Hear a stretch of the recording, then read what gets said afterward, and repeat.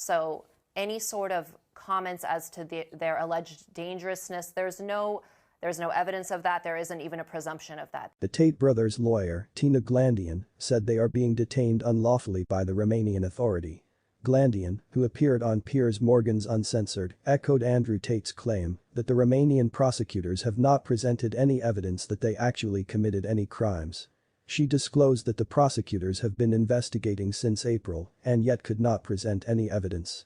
Glandian said that the prosecutors are violating the international human rights law by keeping them in custody for this long. February, and there are not even charges filed against them. So this is a huge injustice the way we see it. They should not be detained at this point. We think it's now crossed over to the point where it's violating international human rights law, because the deprivation of your liberty pre-trial is the most severe form of punishment a state can impose. And that's what they've done in this case. And they've had a very lengthy investigation with the government's resources. They've been analyzing and looking at all of their devices since April when they seized everything. And here we are, February, and charges aren't filed. So I think there's absolutely no evidence that's been presented. And that's our position. And when Piers Morgan asked if Andrew Tate and Tristan are being detained based on how some of the public views them, she replies that being controversial doesn't make them criminals.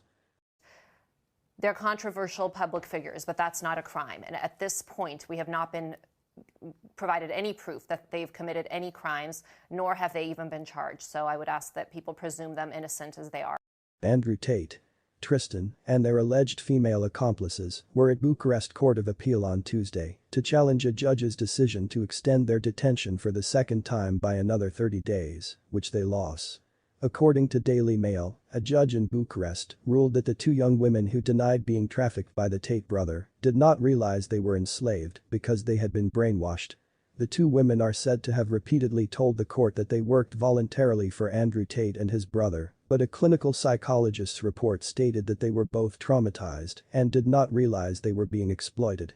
And despite the clinical psychologist's assessment was labeled as extrajudicial evidence, judges at the Bucharest Court of Appeal still accepted it. Exactly. There's a presumption of innocence that every accused has, and that attaches from the time you're even charged. And here, we're not even there. They haven't even charged them with crimes.